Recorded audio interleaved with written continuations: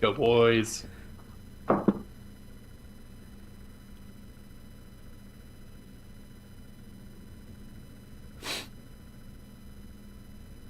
It'd be really funny if our microphones were coming through. I don't really know if they are or not, but I guess we're gonna find out. Dude, are we here? Are we live? Are we cool? Are we doing it? Are we fitting in with the cool kids? Is this a live stream? Yeah, I don't I don't know dude. how live works. Dude, I don't know how live either. Dude, honestly, I don't know what I'm doing, and we're just totally winging this. So if it works, it works. But dude, welcome to the So Rare in the States basketball live stream. How we doing, guys? I got my co-host Alec.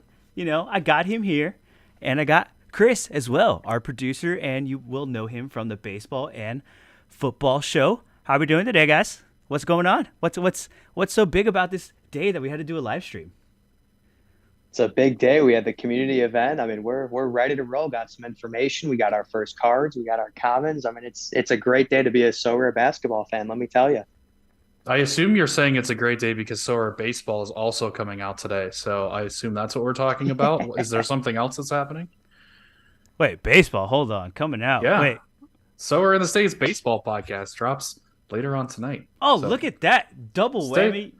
You got a double feature. Look at that. You got baseball, you got basketball.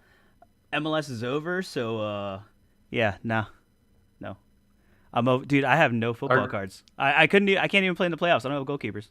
Like I don't know what to do in my life. So basketball it is. You're my new passion, basketball. Orlando City's out of the playoffs. I don't even care anymore.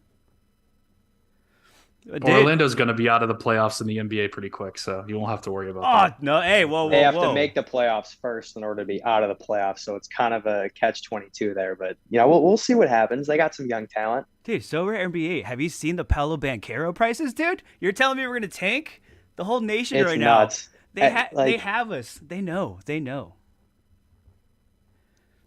Dude, have you bought any? everyone's young on the Magic. It's gonna be crazy. Have you guys bought any cards yet? I have not. So my first so rare or introduction to so rare was on baseball on day one. And the biggest lesson I learned was kind of to pump the brakes on getting in right away. Kind of take your common cards early and wait until limited contests actually drop. So just kind of wait for prices to come down. Now, how long I'm actually going to wait kind of depends on what the market looks like. I know today prices were absolutely insane just looking at some of those first ones, even for guys that average 10 minutes a game. So definitely kind of trying to wait for the market to come down a bit. But I mean, I've been looking at it nonstop all day, just kind of waiting for someone to kind of slip up and a card to come available. Dude, I'm not gonna Yeah. lie, it was a little weird. I was like watching prices right as they came out, and I was like, okay, this is cool. I didn't want to step my feet in. And like, dude, as the day went on and the hours progressed, like just the prices kept getting higher and higher, and they Yeah. were just like stair stepping up. And I was like, maybe I should have gotten in right away. Like maybe that was the move. Like I know Chris, you were pretty deep in the baseball market when that game came out. How did Yeah. that go? What did you see? What did you learn from it? And are there any lessons you could bring upon us before we kind of dive in head first here? Oh yeah, Alec knows how upset I was when I couldn't get my first AJ Minter card for like $300. Now he goes for like $2 a piece. So yeah, no, I think waiting is definitely the way to go on a lot of this stuff. Like Alex said, a lot of people want to get in, get teams on really early, but we know we're not going to get competitions for probably a week or two. So we've got a little bit of time to kind of build those galleries up. And yeah, I think you'll see some prices start to dip a little bit, but we'll see. Maybe NBA has a ton of hype and it'll kind of sustain prices. I doubt it because these are crazy, but yeah, we'll see how it goes. See, and I kind of had that argument earlier because I was watching these prices, and in my head, the seed started growing, and I was like, "There's a lot of people from Top Shot that have an eye on this kind of stuff," and those prices went absurd. So there's a lot of people that maybe got caught holding the bag of those like astronomical prices. Like, what's to say that they're not holding out and waiting for those prices? What if the entire market completely just gets locked up, and these people that are just so used to holding and waiting for like a pump, like, what is that going to do to the people that actually want to play? I mean, it's going to be real interesting to see. I know, baseball eventually came down, took a couple days, but I know a lot of people kind of got their feet wet in baseball and then went back to the football side. But basketball feels like is really bringing a lot of new users to the platform, which is really cool from a server standpoint. But from someone who's trying to get in early, definitely makes it difficult. There's more people that are out there trying to get some of these cards, so definitely makes it tough from that standpoint. But I mean, just from kind of scrolling Twitter, I mean, I know Chris, we were talking about it at work today. Really seemed like there were a lot of big accounts that weren't really into so rare early on, and are now in it for basketball just as big basketball fans. So, it's definitely going to be cool, interesting to see, what happens with the market and whether everyone's kind of just simply waiting or if eventually it's going to kind of take that natural path of, early on prices are high and then slowly start to come down before, flattening out a bit. Yeah, I think this will be like a macro micro thing, right? Macro, we expect the prices to probably be pretty high and probably keep growing as this kind of becomes more popular among the community. But micro, like this first week, obviously everybody wants to get in and get those number one jersey mints. You're talking about the Top Shot community used to having really, really low mints being the big meta thing. So they're all trying to get into those really low mints. And as you start to go a little bit, some people have kind of blown a lot of their budget. Some people have the cards that they want. That's when you're going to start to see some of these prices kind of fall a little bit, and we'll start to see a few more, at least better deals on the market. Maybe not as quite as cheap as baseball, because I do expect this will have a bigger market than baseball. But yeah, hopefully we'll see the prices come down at least a little bit for you guys to be able to hop in there and grab some teams. But that's the thing, though. It's finding that perfect like moment between wanting to wait and really wanting to get in and get some of these guys early, because as these cards come out, like they're not going to come out streamlined. So now it's a question of, hey, am I going to be able to get these guys week one and put out a team that's really, really going to, perform and start earning rewards? Or do I kind of want to even like hit this market as a trader, right? And do I really want to kind of try to get in, get low, kind of like sell on the pump, let the hype die down, and then get into it, which is a little hard when you're trying to run a podcast as well. So that's like the dilemma that we're all finding ourselves in. It's like, oh wow, well I kind of need cars to produce content and like really show these people how to play, but at the same time, it's like, huh, well I try not Well, to break my wallet either. I would say remember that you're talking about getting in early, and you got to take a look at early. What does the word early mean, right? Early doesn't necessarily mean the first hour of the first day, or even the first week, or even the first month, right? I still think we're very early in baseball. We're still very early on in that process, and kind of getting in now is a great time to do so because the prices are so low. So while there was a lot of hype and everything around the launch of baseball as well. It's a supply and demand thing, right? When there's two cards of a player out there, the supply is incredibly low and everybody goes after them. But as they start coming out more and more, you're going to start to see some of those prices dip back down a little bit. So, yeah, you want to get in early, but you got to just keep in perspective what is early, right? Like 2 months from now, it's still going to be very early on for basketball. And even Yeah. going on that with the scarcities, they're kind of the same as baseball. So you have the 1,000. What is it? What's the 1,005? I don't even know. I had it pulled Yeah. up and I lost it. 5,000, 1,101. So how did that affect the baseball market? Did you? It's obviously different from football, and NBA kind of followed the same route. Do you think it's going to benefit NBA in the long run because of the hype that it's going to produce on social media, or do you think it's going to be kind of like baseball, where it might be a little too much in the first year? Yeah, I mean, I think it's going to be kind of interesting because, like I said, I expect basketball to be bigger than baseball, and I don't know if this is going to be enough, to be honest. I think they may have to do another scarcity, maybe like a 10,000, or even a 50,000, just to have enough supply so that people can kind of get into the game cheaply. Because if some of these large accounts get in and really start to dominate the market, like I have kind of seen so far, it's going to be very difficult for guys to come in and play for 20, $50. You're going to have to start dropping 100, 500, $1,000 just to get in. And that's really not what Sorare has been about. They've been pushing this free to play progression style model. So I think, yeah, you're 100%. You're going to have to see more, I think, for the scarcity for basketball as compared to baseball. And it's really interesting that they decided to come out with the same scarcities for both sports here, even though I think there's a lot different of a user base for basketball. Do you? So you were in So Rare before Limited was introduced. How did Mhm. that go about? How is it that easy for them to kind of just introduce a new scarcity into the ecosystem? Yeah, for the most part, I think the biggest thing for us at the time was there was a threshold in football, and going to limited, there were questions of would there be a threshold at the beginning? Would they add a threshold as we kind of got further on?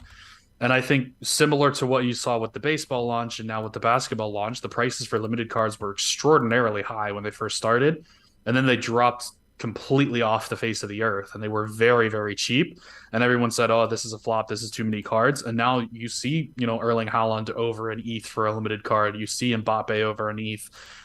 Those guys were not that high at one point in limited. So I think that's just with any new game and people have to take time to get used to it. But once they're used to it, it's just part of the game. It's just another layer to the game. So this is certainly not something that can't change in the future, and definitely something that Sorare will probably be taking a look at some point if this game does kind of blow up as we kind of expect it to. So Alec, coming from like you obviously you've played fantasy basketball and like you come from a basketball side. Early on, just on the surface, how did you see this release? What was it like? What were your first initial reactions to it? Yeah, so starting with the scoring is basically identical to one of the leagues that I'm in. The only difference was turnovers in our league are -1, whereas in SoRare it's -2. But points are worth 1 full point, and then rebounds, assists, blocks, and steals are all weighted more heavily, which allows you to kind of go out and get guys who aren't scoring 25 to 30 points a night, but are still going to get you 10 points, 10 rebounds, and a handful of assists there. So that part I really did like. One thing that I was definitely interested to see early on, and really love how they did this was setting up your lineups with the contender and champions and limiting it to how many points you can have in your lineup. So given that basketball is so star driven, can people go out and buy a LeBron James, John Morant, Giannis, Luca, and an Anthony Davis and make that your lineup? And there's no one that's going to be able to compete with that just because of how star driven this game is. So I think putting the limitations on how many average points your players could score within each lineup really adds a new strategy to it and allows people to come in early on to Sorare, and still be able to get one of those bigger name guys, but fill in from there with role players, guys that maybe you're a fan of or are a little bit undervalued, and still be able to compete with everyone else and with some of those big names. So that was something I was interested to see what they were going to do, and I think that's a great way to address it. You don't have to worry about what position guys play or anything like that. The only real limitation was you can't have a full lineup of all guys from one team. You have to have at least two different teams present in your lineup. But I mean, if you're building a lineup, I don't think it's the best strategy to put all one team with all five guys in the same team anyway. So that's a limitation, but I'm not really too sure how much that would come into play. But I mean, it's really exciting from coming from the fantasy basketball side and seeing that it's very similar to that, or even to the daily fantasy side of things. Chris, what was your initial reaction? Now, honestly, being in two sports and seeing this, I don't know how deep you've really dove into like the scoring matrix for this, but like, what were your Yeah. initial reactions? What did you see? What didn't you see? Was it what you expected? Yeah, so I think this is more consistent with baseball than they were with football, right? Football's a very detailed matrix that really captures every single last little detail of the game. Baseball's a very simple matrix where it's just kind of general, very easy to understand. You can follow along with the scoring when you're watching the games, which is really nice, and that's kind of the way that they approach this time as well with the NBA drop. And I think there were definitely a lot of lessons that they learned with baseball and a lot of good things that they kind of applied to the NBA game from baseball, and I think that's definitely one of them. And with the scoring matrix, I think mostly it does make sense. I would love to have seen maybe a little bit bigger bonus for a triple double or a double double, something that's a little bit you can't when you hit a three, like it's 1 point, like it's one possession, it's one thing that you do. A triple double is really consistent domination over an entire game. So I'd love to see those kind of stats weight a little bit more heavily.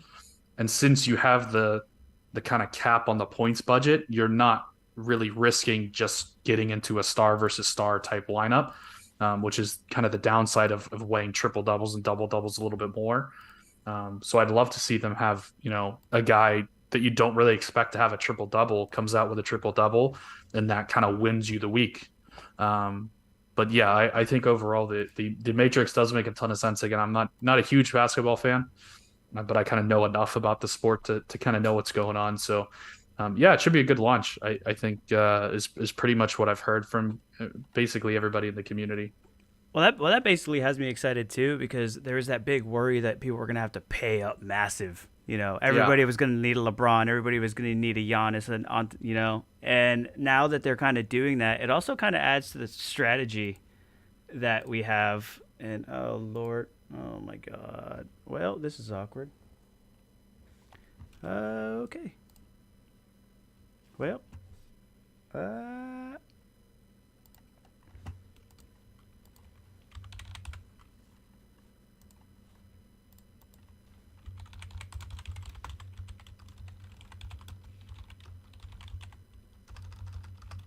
well I don't know if you guys can hear me or not, but my Zoom completely just cut out.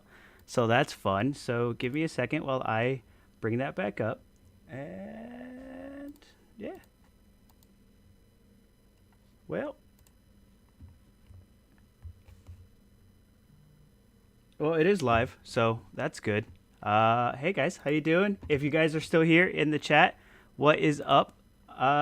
Give me a couple seconds while I bring this back up because apparently we don't know what we're doing here at the So Rare in the States podcast. So yeah, this is what you get sometimes, But how are you guys doing? Are you guys liking NBA? For those that are here, have you guys bought any cards yet?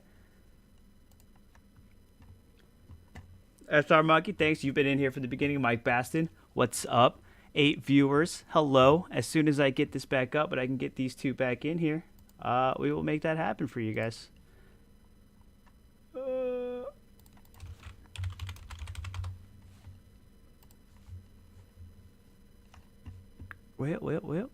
I should have known something like this was going to happen, but here we are anyway.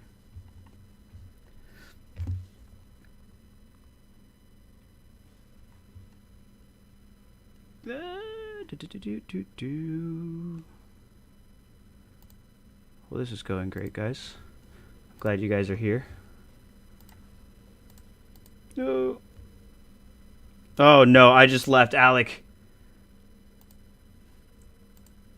Oh, and now we're playing... Okay.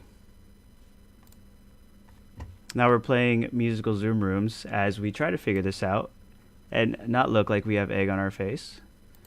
But, yeah, that's how the cookie crumbles sometimes.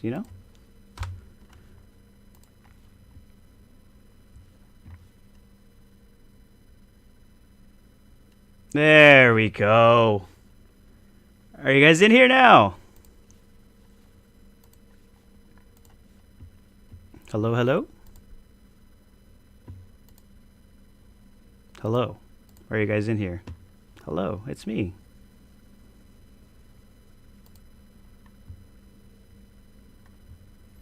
Dude, you got a rookie from the Clippers? SR Monkey, who'd you pick up?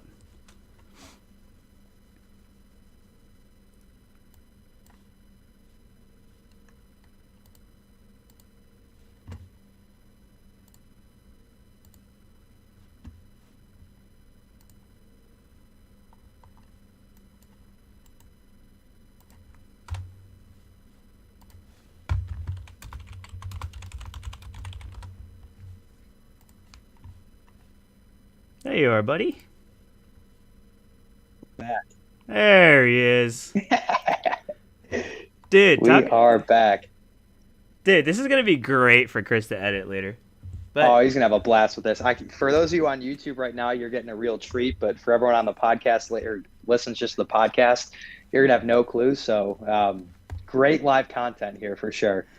I have returned as well. Hello, everyone. dude, oh my god. So dude, this is how noobish I am. Like, I guess I ran out of time on my Zoom because we were on there too much. And yeah, so that was the whole thing. But Diababe, who is that, Alec, for the Clippers? Rookie. What do you know about him? On Because the that's our spot, mock. go. Picked him up for Oh man, on .08, the dude. spot. Point Yeah, oh I eight. gotta look into that. But I mean, anytime you're getting a rookie in Sorare is always good because it really kind of is just a lottery, basically a lottery card on whether you're getting someone that's going to be turn into a superstar down the line or just a role player. But just being on the Clippers with Paul George being back, Kawhi Leonard coming back, That roster is fully healthy now, so at the very least, you're playing with some great superstars within the league. So you're really not going to get probably not going to get a ton of usage early on, but definitely a good organization to start on. And at the very least, being able to practice in the gym with those guys, like Kawhi Leonard won an NBA championship. Paul George has been all first team defense, I believe, and either all first or second team NBA. So he's been around, in the league a lot. So, at the very least, definitely a good roster to be around. Kind of trying to also buy time here so I can quickly look up more information on this guy too. So While just trying while to you're kind of doing stall that, here. I gotta shout out our chat because we got a couple guys in here that we have had some good long term relationships with here. So are monkeys in the chat, which we'd love to see. MLS So are Scout, what's up? Mike Baston's in the chat. Talked to all these guys for a long time. They were on the soccer side. Monkey, I know played baseball. I don't know if Scout or Baston did. But yeah, what's up, guys? Awesome to see you guys coming over.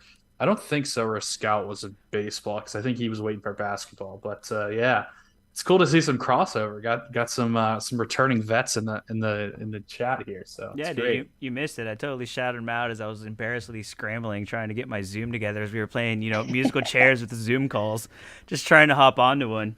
But dude, whatever, dude. If there's one thing that I've learned, especially from playing live music all these years, it's fuck it, we'll do it live. That's Mm-hmm. just It's that's just it. sometimes you got to go with it. Yeah. Yep, that's the play. Sometimes it's the only way to go, and that's how we do it at the Sits podcast. Sits. There it is. Yeah, There dude, it I'm bringing it is. out now. You heard it here first, guys. It We're the sits. sits. We're the sits. We sit and we talk, and that's about it. Yep. That's But cool. dude, what did you guys think about so there's two types of game modes now. There's contender and champion. With contender with 110 points budget, which allows you to win more cards of the scarcity to continue building your collection and strengthening your team. And champion has your MVP, which does not cut into your salary cap per se, but you also have a 120 points budget, which is 10 more, which is kind of cool. But there's fewer cards to win, but you could win cards of higher scarcities and progress, kind of like baseball. So Yeah. how do you guys like that? Do you guys not like that? And why hasn't it been introduced in soccer yet? So I really like it from a standpoint of it kind of adds more strategy to it. With the champion, you have your MVP who does not count towards your budget. So that allows you to kind of take your best player, throw them in the lineup, and then build a roster of four guys, kind of around it. So I was kind of looking at it whereas, champion is kind of like your, whether it's limited pro, rare pro, so on and so forth in baseball and football. And then contender is just kind of your, all-star, your, very base at that scarcity. But it kind of brings some strategy to it. Do you want to throw in your MVP to champion, knowing that that's not counting towards your budget, or do you kind of want to throw them in contender, knowing that there's more rewards for you to win, but then at the same time, you really got to hammer home on your strategy, and kind of figure out what role players you want to throw in there too, given the fact that their points average is taking away from the budget. So I think it's really cool to have both of those in, and rather than, on the baseball side, you just kind of throw both in, you hope one hits, even though one has less rewards, but it really kind of adds a whole nother strategy to it, which, from a fantasy standpoint really makes it, unique in that way. So definitely something that I'm glad they added in, and it's going to be interesting to see kind of how that turns out through the first couple of game weeks.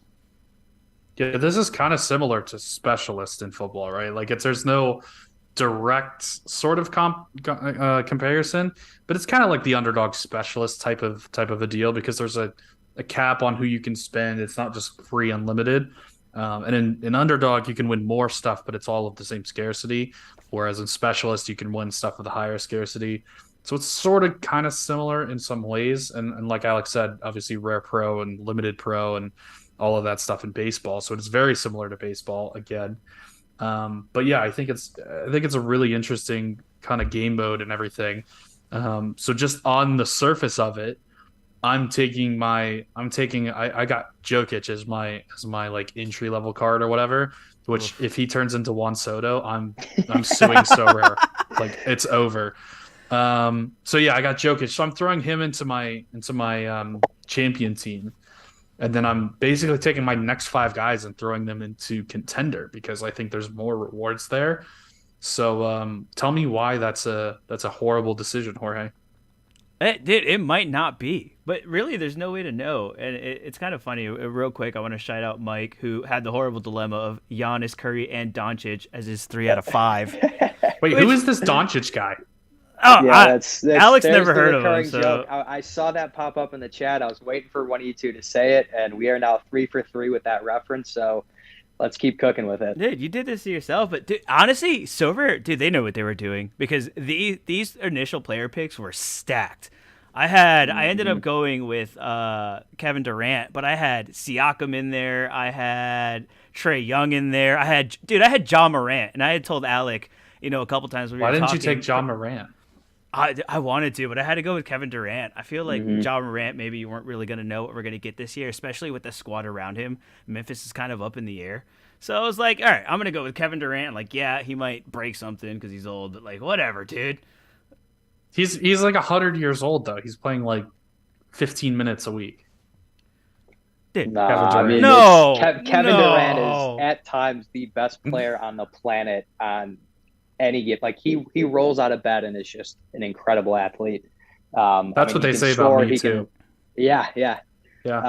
I mean, Durant can score. He can rebound. He can assist. He's a good defender. He's got an incredible wingspan. So, as fun as Morant is to watch from a highlight standpoint, when you're going after someone who can do everything, I mean, there's not a guy in the league that arguably is better than Kevin Durant at that. I just pulled this up here to kind of see what I had too, and I also had John Morant on there. As a Bulls fan, I saw DeMar DeRozan pop up, and I Oh, got super no. excited. But I was like, I can't run with that. So I Nah. ended up going with Joel Embiid, who I think is going to win MVP this year. So very excited Okay, about that. hold But on, hold on. I had Embiid too, and you said no, go Jokic. So defend yourself now. Oh, put him on the spot. so Where's that if I can basketball defend myself knowledge? with that, Jokic, or excuse me, Embiid has had some injury concerns over the past couple of years. Really, you can't go wrong with either guy. I think Embiid finished second in MVP voting to Jokic last year, who won back to back. Jokic also gets Jamal Murray back for the Nuggets this year, so he's not going to have to do it all. He's still going to, and he's going to be very successful at it. But having another guy that missed all of last year that can now come off, actually going to start games for them, who can score, who can, he's a good passer as well, is going to take a huge weight off of Jokic and allow him to kind of get some rest at the end of games, take the ball out of his hands, down the stretch at times too. And, from an 82 game season, those minutes add up real quick. So the less he has to go out there, put up 30 to 40 shots a night and just do everything all by himself is really going to help him in the long run. Now, with that being said, there is a part of me that hopes Jokic turns into a Juan Soto just for the content. But at the same Oh, time, I know come you're on, coming for no. my throat. I know Chris would come for my throat if that happens. So, I mean, we're gonna hope for the best with that. But I mean, honestly, between those two guys, it's like flipping a coin, and whichever you're gonna get a guy who's gonna be in the top five of MVP voting this year. Don't make me have to come over there and Is he? flip your tables upside down, sir. I know where you work, my good Yep. man. Hey, Mike Baston wants to know about Zach Levine, and so do I, because Yeah. I've seen it So pop up a couple times, and his prices have kind of gone up in the market. So I was like, oh, what's here? There's something here. Tell me about that. yeah, so Zach Levine's just starting with last year, took a huge step forward last year, won a gold medal with the Olympic roster. So, being able to be a part of that team was huge for him. And having DeMar now, where kind of the same thing that I mentioned with Jokic, having a guy where he can kind of defer to at times and kind of rest and not necessarily take a possession off by any means, but he can play off ball more. He doesn't have to do all himself. It's really going to be huge for him. Obviously, adding another, playmakers around him is always great, but I mean, he can shoot the three pretty well. He can create his own shot. He's got a great mid-range game. His defense improved a lot at the Olympics. He's still not a great defender by any means, but he's a guy that late in the game used to somewhat be a liability, and now he can at least hold his own. So he's a guy that I'm real excited to look for this year. I'd love to make him the first card that I buy, but kind of going after Alex Caruso is the first one. So kind Oh of waiting for no. that. But yeah, we're all about the Caruso Oh back in no. Chicago. Dude, I But might yeah, have I to mean, fight you Zach for Levine that. we'll see what happens. First one to get it wins. But no, Zach Levine's going to be I a will great empty guy my this year to wallet have tonight. and just looking to keep building off of last year. Sorry, guys, we have no show budget anymore because everybody spent all their money on Caruso. Dude, honestly, I'm kind of looking at a Caruso Vooch kind of little combination here. I might be doing a little like mini stay true to Vucevic, and I guess Caruso. I don't know. I saw some cool highlights from preseason. I was like, that's it. That's my team. Those are my That's the guys. guy. That's Yep. all I need. I didn't need any more proof. That was it. That's all we're getting. That's yeah. So Uh, and kind of going on that too, since especially like you know your guys so well, the scoring matrix. So there's 1 point for a point. Wow. Rebounds 1.2, assist 1.5, blocks 3 points, steals 3 points, turnovers -2. Yikes, that's gonna hurt. There's a lot of real, boy, mhm. those poor rookies. Watch out. 3 pointers, 1 point, which is a little weird to me. I don't know why they would make that kind of Well, like because you get 3 points for the points too, so you really get 4 points for every 3 pointer. no, Is that? Yeah, the three no. Yeah, I point guess that's the true. three Because for point every field point, goal you get is worth 1 point on its own, and then each point you get is a point, so you get 4 points per 3 point shot you make. Is that how they're gonna? Okay, that would make I Yeah, think sense. so. Yeah, that's kind of Okay, how that's I yeah, was how thinking that's okay. how you about it. do it in Yeah. baseball with a home run and a run. Like you're every time you hit a home run, you get a run too, but they're scored separately. See, this is why I have you guys here. Yeah, well you have But me. But oh, okay, all right. bro. That's This is okay. I don't know who you think whew. you are, Mr. Producer Man, but this is our show. That's the basketball show. Oh, Okay, one of oh. us may not know who Luka Doncic is, but it's our show. Okay. Anyway, whatever. 4 points for a 3 pointer, whatever. I know what I'm talking about. My show, our show. Double double, 1 point. Triple double, also 1 point. Why? I feel like it's so hard to get a triple double. You got to at least reward him for that. Yeah, so that's something I'm glad that they added in double double and triple double. So I guess if you do get the triple double, you still get the point for a double double. But given how hard it is, it would be nice to see them kind of weight that a little more. Even if double double, I feel like should be two, and then triple double, you get the five, so you get seven total for all that. Just with how difficult it really is, and it seems that at times there's guys that can do it at any given night. But over the course of a season, there's really only a select few that have a legitimate chance of going out night in and night out of putting up those numbers. Like this guy named Luka Doncic, whoever that is.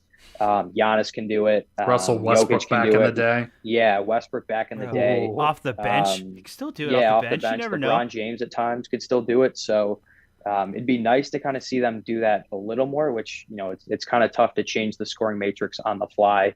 But that'd be something to be interesting to see maybe going into next year. And honestly, we may go through this whole season and it may just kind of be, that's how it is and everyone's kind of okay with it. So, we can all kind of have our critiques on the scoring system, but really at the end of the day, I kind of want to get through a full season and see kind of how this works out. But I mean, definitely having three for a block and three for a steal, kind of those plays that aren't super common is going to be, huge in adding some of those guys that are either big men or great perimeter defenders to kind of help boost up, kind of the lack of scoring. So they're basically going to have to redo the scoring matrix when Yama gets drafted next year, because that is going to be like 200 points a game at this point. There's not much that giant alien can't do. Yeah, can you pre-buy a so rare card? Is that how this works? Like, can I just start putting in bids now to kind of get that ready to go? Because I mean, man, when he comes into the league next year, watch out. Dude, y'all got layaway? they have, they have the Shohei Ohtani rule in baseball. They're gonna need a Victor I mean, they Wembanyama. might. Like, Dude, it's going to be insane. dude, what if they just capped him? They were like, Victor Wembanyama cannot score, over X amount of points, because at that point it could break it's game breaking. I mean, it very well could. I mean, just seeing him from some of these exhibition games has been incredible, and always knew how talented he was just kind of from hearing about it. But being able to see it live on TV, I mean, the kid's just a freak of nature, and I mean, next year can't come soon enough because I'm real interested to see how his so rare scoring is. So, game weeks. They lock 10 minutes before the first game of each game week, which is pretty sick if you ask me, because I Mm-hmm. hate, dude, DNPs, bane of my existence. How early in the NBA do we know lineups? Like, how early do they come out? I know, like, in football it's usually like 30 to 45 minutes before the game. I don't even know what it is in baseball. That's how much I love It's baseball. like 4 hours Yeah, most of the baseball's time. typically a couple hours. Basketball, I'd say, is kind of somewhere in the middle. Typically, you're starting five night in, night out. It really doesn't change a whole lot unless someone is occasionally getting rested or if there's an injury. So, for the most part, it kind of stays consistent. So you'll kind of know whether or not a guy's starting, and you can also kind of track it, live throughout the game week as well. If a guy doesn't really start a game, but one thing that really makes basketball unique is being able to make the substitutes on the fly, and once you come out, you can still come back in. So I know we had talked about it with, I believe it was with Bryce, with kind of the sixth man. Guys that won't start the game, but you're still finishing it, like a Tyler Hero, Jordan Poole last year for the Warriors, Jordan Clarkson out in Utah. So it's guys that you're not going to see in the starting lineup. So if you're just kind of only going off starting lineups, you may miss him. But when you get down to crunch time in the final 5 minutes, those are guys that are out there night in and night out closing out games. So, starters, it probably is a couple hours before the game. But what's nice about basketball is it's fairly consistent on who's, your starting five night in and night out. Right, and you're looking more for the minutes, right? You don't really Mm-hmm. care who starts. You're looking for how many minutes they play. So, Yeah. even like you said, a guy comes off the bench and still plays 30 minutes. He's still pretty worth it, you know? Right. I mean, but so bench players, are they going to have? Is there going to be a demand for like six men in any of these competitions, whether it be, champion or contender? Is there going to be one that you're going to want to prioritize over the other?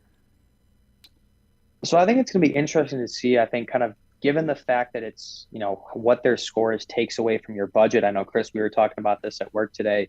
You can find a guy Wow, who's not even for the undervalued. show. Cool. Yeah, well, I mean, we're good though. It was a great point. It kind of brought me to it. You can find a guy who's kind of undervalued, who hasn't been scoring a whole lot recently. You can buy low on him, but once he kind of hits his peak and he's starting to score the points that he typically will, he's now pulling from your lineup. And even though you bought him super low, he's playing as if he's a star. So it's kind of, do you want to, you can't really sell high on him because he's taking away so much. Do you rest him? Do you go out and get someone else? So it's going to be real interesting to see kind of with some of those bench guys, those sixth men that start off as kind of undervalued guys and kind of how they, affect your lineup long term. How easy how easy is it for a guy to make his way into like a starting lineup? And like, does it really make that much of a difference? Because if you could swap people in and out like all willy nilly, is there does it really make much of a difference, or is there a bunch of bench guys that you can find that actually put up significant minutes like that? So I mean, each team typically goes with, I want to say it's about an 8 man rotation, maybe nine in the regular season. But so you really have three guys that are coming off the bench. One of those is going to be that main guy off the bench, and the other two are kind of just rotational to get guys rest throughout the game. So you're really only targeting, I guess, for consistent minutes, really six guys on the roster. Those seven, eight, and nine guys that are coming off the bench are really just kind of playing spot minutes here and there to get guys rest. They're not really doing anything out of the ordinary that's going to stand out on highlights or anything. You may get a flashy dunk here or there, but unfortunately on Sorare, a made basket is 2 points, whether it's a wide open layup or you're dunking over two guys. So I would really kind of target those 1 through 5 and then that sixth man on the roster. But after that, it kind of gets tricky. If you're looking for, a true budget guy where you're going to load up on stars and then just kind of fill in at the back end, those are guys that you can always go through. But I think kind of for the most part, you're really going to want to have that one star and then fill in kind of those middle rotation guys after that, just to really kind of make your lineup more round as a whole. And that goes back to the scarcities, because in baseball we talk about having nine starting players on a baseball diamond, and then you got relief pitchers that come into the game that have value. So you've really got like 15, 20 guys on a roster that have value in baseball. In the NBA it's six, and they have the same scarcity. So at some point those six guys are going to be way more valuable than the 9, 10, 11, 12, 13 baseball players that have value on any given team. So I think, again, that goes back to the scarcity, and another reason I'm a little surprised they didn't raise it. And another reason I think it could get very quickly, it could be just there's just not enough of these six quote unquote valuable players. Because again, there's only 30 teams, there's six guys. You can do the math on how many viable players there are in this game. And if there's only a couple thousand of each card, how many players can you realistically hold that have 5 man lineups of these 300 cards or so? Mm-hmm. Dude, that's kind of what's really, and leading up to this, it's been like a real big question of mine was, if this really does take off, right? The NBA has a lot of eyes on it. They're very active on social media. It is very, very easy for things to go viral. We all saw how fast we all got a hold of that Draymond video with that just it That's literally yeah. flew around the circle like within hours. We take So, full credit for that, by the way. We basically forced Draymond to do that by talking about it on the show. And when I say we, I mean you two.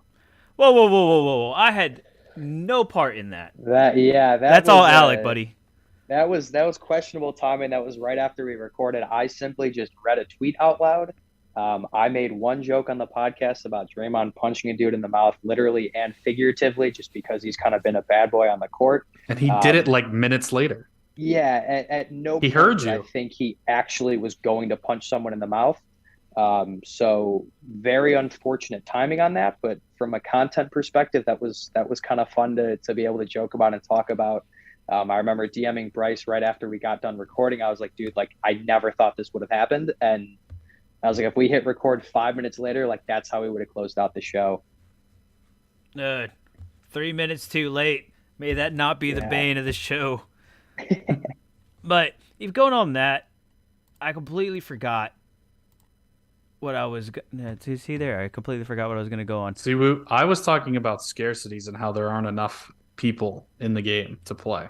Right. So, and then you were going to go on something from there. Yes. Right. Until someone interrupted me. My Anyway, bad. no, it's Yeah, Alec, shut up, fucking man. dude, Alec, dude, come on, dude. Um, Tough scene. is there a chance that like that kills the game somehow? Especially in this first year, if that many No, people get a hold of these Mm-mm. cards and it just becomes absurd No. to If just. like I said, if it becomes absurd, Sora's going to come out with a new scarcity, and they're going to just cash in on more and more and more But how fast can they eyes do on the that though? product. They did it pretty quick with football. I think it was a couple months. So it's not going to be crazy, crazy, crazy for like 2 or 3 years. Like they're going to do it pretty quick if they decide they need to do it. I mean, we've all seen how they move sometimes. So, not saying that they can't, not saying that I don't But want them to, but when. it's a little different when you're moving on adding more rewards to the pool and giving more stuff out for free as opposed to adding another scarcity where you can now sell it and make more money. I think those are different conversations that we're That's having, yeah. you know? Right, so it's not just everybody, but it's like, oh shit, there's a Right. demand here that they need to. Yeah, we can do this and we can make like 10 times more money. I think they're gonna go for it. So, do you think just because they add more scarcity to basketball, do you think that would eventually translate to the other games as well? If the demand asked for it, like a couple years down Yeah, the road. for sure. If we get to the World Cup and 10 million people want to play so rare, they're not going to keep rare being out of 100 and just have that being, limited out of 1,000, have that being the lowest scarcity. That doesn't make any sense. So as the game grows, I fully expect them to add more scarcities and come up with different names and different colors, and just the more the better as long as there's demand for it, right? It has to be driven by demand. They can't just do it, Mhm. unilaterally. I like I don't know if it's just because we're like in our own like little bubble or whatever, but dude, Twitter today while I was at work, I was going crazy, just left and right. It was just nothing but NBA and so rare NBA, and everybody just being stoked about picking up their cards and their collections. And like it really seems like there's a lot of people that are stoked at the idea of owning their favorite basketball players more so than I see in like other sports. Like most people that I see playing the football side, they're like, hey, I just get the good guys that are competitive. And even baseball, it's a lot of some like you have your stacks, like your Brave stack and all that and stuff like that. But I feel it's more like winning, getting the best guys in there. But I've definitely noticed with basketball, it's people like really going out and getting guys that they have some sort of connection to, which I think is really cool. And it makes sense, right? I mean, you talk about football and baseball as being very team sports, right? In football, it's 11 guys on a pitch all trying to do one thing. You can have the best player and not win the game.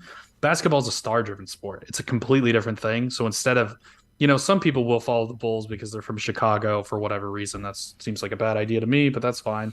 And some people will follow their hometown team, but a lot of guys like they love Steph Curry, they love LeBron James. They don't care what team they play for. They just want to watch these stars compete, and I think that really lends itself well to this style of game when you're buying specific players. You can go out and buy Steph, you can go out and buy LeBron, Giannis, all these guys. Huh, if you can afford So it. if you can afford it, exactly. And I think that's the thing, right? We saw a ton today, a ton of huge accounts with tons of followers tweeting out, "Oh, I'm so excited about this! 100,000 followers, million followers here, 500,000 followers there." Didn't see that at all in baseball, and really the only time we saw it in football was Gary V boom, and we saw how that went for prices. So that might be a dated reference at this point now. People may not know that, but Gary V tweeted out about Sorare football about a year and a half ago now, a year and It was nine like months ago, February. Yeah. February 21, and it like tripled, quadrupled the prices almost overnight. It was insane. So, yeah, I mean, I think that shows you how perfect this product is for basketball and Sorare, how great the marriage is going to be. Were you already in the game when that Gary V boom happened?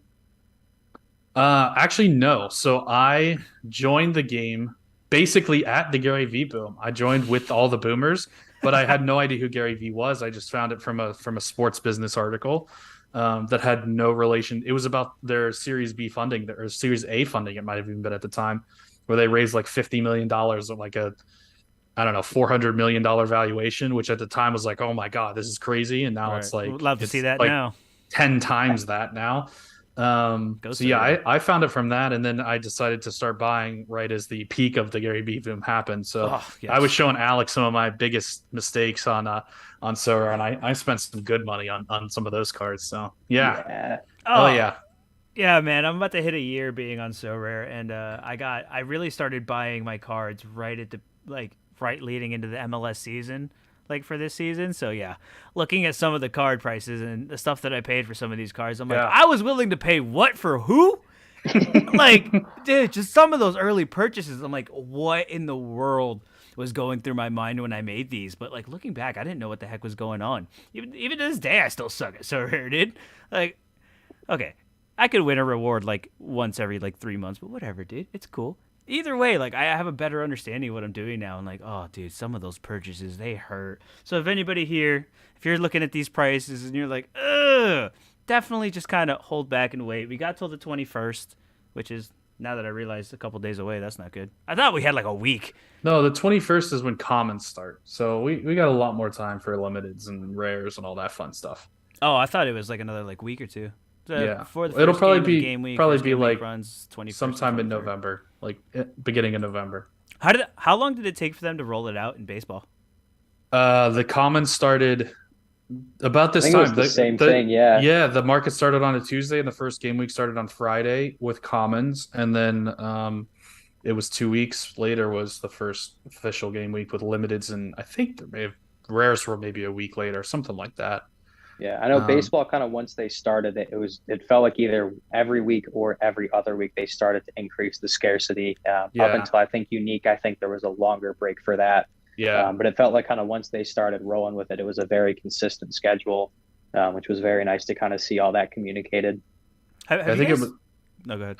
I think it was like limiteds first, then rares, then super rares, then like limited pro, rare pro got added the same week, then like super, Hmm. or then unique a couple of weeks later.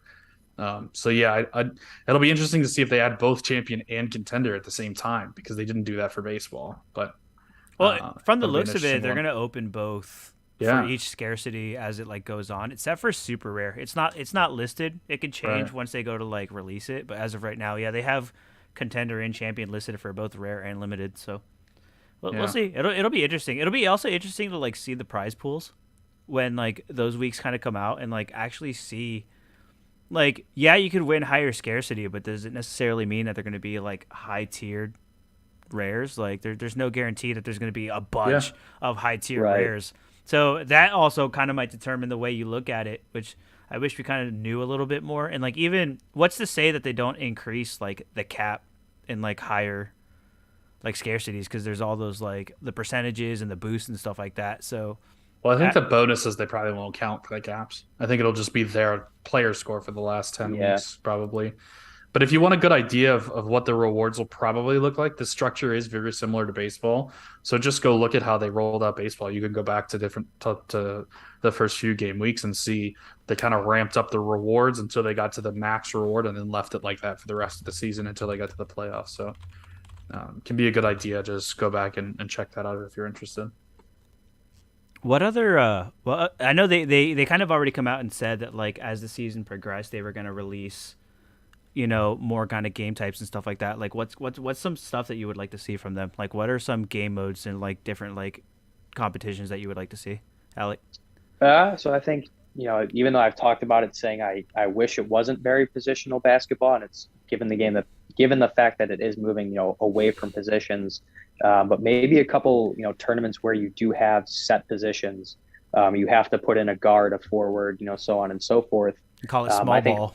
yeah, I mean, it'd be, or if you want to do one where it's only guards or it's only big men or kind of anything like that. I think early on it's great to kind of stay away from that because it's more inviting to people to kind of buy whatever cards you can get, put your lineups together, and then move forward from that. So I think down the line that would be something that would be cool. Even just a simple, Eastern Conference lineup or Western Conference lineup. Um, you know, come playoff time, you really kind of have your playoff lineups anyways. But it's different because in soccer they have the U23 on the card.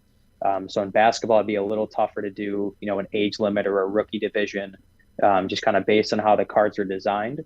But I think kind of something where you kind of go more towards positions, but making that more as a specialist tournament rather than your standard. That's kind of your base tournament. I think it'd be cool too. I've talked about on the baseball podcast, which everybody should be listening to, even if they don't like Shameless plug. baseball. Shameless plug. I've talked about how we should have on the baseball side a home run derby contest where the only thing that gets scored is home runs. It's it. If you hit a single, 0 points. If you get walked, 0 points. Home run, 10 points. And then I think the home run distance should count for more points as you hit it further and further. Like if Or you it'd be a hit a tiebreaker. 500, yeah, if you hit a 500-foot monster, it should be like 20 points. Because all that stuff is very easily measured. And the same thing in the NBA, right? You could have dunks only. So like dunks count, layups don't count, Or 3 points threes only, mid dude. Oh, and dude, three that'd be points Yeah, only. fun. that'd Yeah. be Just a three Like point competition. That'd be right, fun. right, exactly. And just have them play the game, but then you're like only rooting for threes. So like if the guy steps on the line, you're like going crazy. Um, yeah, I think stuff like that would be great to see. And that's definitely something that we'll try to investigate on our podcast as well. So yeah, I think it'd be fun to just think outside the box and have as many game modes as possible. Oh yeah, yeah. you could do like a big man competition where it's like just bigger like guys like Only centers. centers. Yeah, only centers hmm to do some small ball. Like you could even do like a 6 man competition. Like do like that, just like off the bench players. Like they can't start the game. They have to come off the hmm bench and just kind of like do it. I don't know how the optics would work on like the server side for that. But dude, yeah, there's a lot of cool like or dude, you could even do What like if 3v3s. Like What if they there's did? What if they did like a college competition where like all the guys that went to Kentucky are available to be selected, all the guys that went to Memphis or That would be, that'd yeah. be so much I fun, think wouldn't it? come March, that would be very cool to see. Now it oh kind of gets down to a dude. logistics thing, but that would be an awesome thing for them if they could figure out a way to limit that. That would be something that would be If I very didn't cool to already want a see. Paolo Banquero, I definitely want one now. LeBron Yeah, got to go load back up to on those Ohio shoot State. guys. He's got to Yeah, go back to Ohio State to be eligible. Dude, that'd be sick, yeah, especially for like the final four where you're like talking like, hey, like, we're gonna do this, the teams in the final four, if they came from that school or whatever, then you could enter them in the dude, that'd be sick actually. yeah. One of But them is I think like kind of Loyola like Chicago and has no NBA players. Well, Loyola went on the run a couple years I ago. know that's Yeah, that that's was not sick. yeah. unheard of. Are any of But them no, I still in think the like NBA? Do one we know? thing they had a couple guys that made like the Bulls G or summer league roster, but never really made it past that. It was kind of one of those like, hey, we have an extra roster spot. He's a Chicago kid, like do it kind of for viewership. No one really ever progressed that far to my knowledge. Cameron Krutwig was very good for them. He was their big man that first tournament run, and then this either was it this past year or 2 years ago now. He was still with the team, but he was kind of one of those guys that he's good in college, but there's really nothing much after that. So unfortunately, nothing too big there. But I think one thing that would be kind of cool too, and with baseball, we didn't really get the opportunity for it because of when it launched. But if there is, able to put tournaments together for All Star Weekend, if kind of like you guys had mentioned, the 3 point contest. If you have any guys that are participating in All Star Weekend and all that, you can throw them in a lineup or for the All Star game where scoring is like off the charts. All guys do is shoot threes and dunk and all that. So from a fan perspective, that would be very cool to kind of see them do something like that. With baseball, it was tough given the fact they launched on, I think it was either the day of the home run derby or the day of the All Star game. It was one or the other, so they couldn't really All Star get game. everything up and running in time. Yeah. But now that they have, the first half of the season, maybe that'd be something that'd be kind of, cool and unique to play too. According to basketball.realgm.com/NCAA/conferences/Missouri Valley Conference/Loyola, Illinois. Oh my Loyola, God. Illinois has no players currently in the NBA, and only one player was drafted into the NBA since 2000, and that was Milton Doyle in Huh. 2017. Well, The fucking more you Doyle. know. The more you know. The more you know. That's all we do here is provide facts. Dude, the Cold Stone ice cream facts. Straight to your ears. Real quick, though, as we're kind of winding down here a little bit, if there's multiple games in a game week, they only score the highest one. Yay or nay? I love Yay. it. Yay. Yeah, that's a Mm-hmm. big time yay, especially given the fact how weird scheduling is for basketball. Baseball is more set. You're gonna typically in a regular week play 3 to 4 games that Monday through Thursday, and then 3 games Friday to Saturday. In the NBA, most teams play 2 games Friday to Sunday, and then that Monday to Thursday, you could play 1 game, you could play two, you could play three. So, that would really make it difficult for new people to get in. I think kind of pulling the highest score from, regardless how many games you have is something that's really nice. You do kind of have to still have that strategy of, hey, this guy has 2 games, whereas this one only has one. So, I'm kind of putting all my eggs in one basket there, hoping that in that one game the guy goes off. But, if it's a star, it's still going to be someone that you can confidently throw out there and say, I trust he's going to get it done, and just kind of go from there. And here's the other thing too. It adds to the strategy, right? Because we have the points cap. So you could have a guy that's only averaging 15 in his last 10, but he's either going to score 30 or zero, and he's got 3 games this week. So you can chuck him in there, get three Yep. chances at a 30, as opposed to the guy that's is consistently gonna score 5 points, get 5 boards, and not really do much else. I mean, who really cares about that guy? So it adds to the um I guess big upside, big downside type of players where they sometimes don't contribute at all, but sometimes they get real hot and they go on a run. Those guys are going to be very valuable when they have multiple games in a week that you can get a couple different chances at them going off. Yeah, especially when your superstars need all this rest for just being so super and being stars that they just need all this unnecessary rest all the time, So I that'll need definitely Load be helpful. management. It's not rest. Oh, It's sorry, load sorry, management. You gotta sorry. be careful. Load. Oh, I'm sorry, Chiellini at LAFC, dude. Adam Load Silver's gonna come management, after you bro. if you say rest. Yeah. I need all my load Right, managed right. that I haven't even been on this podcast before, and I'm on it. So that's how much load I need managed. Yeah, we gotta make sure you're. I'm actually secretly the third host, but I've just never been on it because my load has been managed this whole time. See, Saving you dude, for the postseason. the superstars every time, dude. Oh yeah.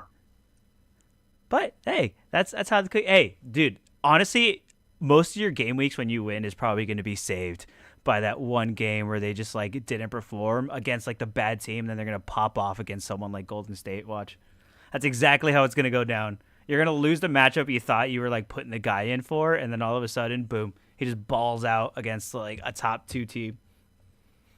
Yeah, it's going to be. And I think one thing I'm really looking forward to see is like those meaningless threes at the end of a game, or like guys that are dribbling out the clock and it's like it turns into a turnover. So, when you're watching at Ooh. home, Yeah, like, who's it's the gonna guy be that's pulling that ball out? Important to Ball out. some. Important right. to It's some. it's going to be important to some, and to others it won't matter. But if you've got a guy who's at the end of the game it's a blowout and nothing else is going on, and he's taking a wide open three and he hits it, that could win you the week. So that'll be something that's going to be really interesting to see.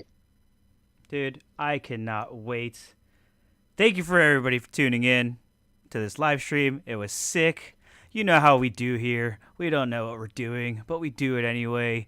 Chris, the MLS card guy, baseball guy, football guy. Alec doesn't know who Luka Doncic is guy, but whatever. We have the Alex seal of approval on this podcast, and when he spews, okay, that's it. We're out. Thanks, guys.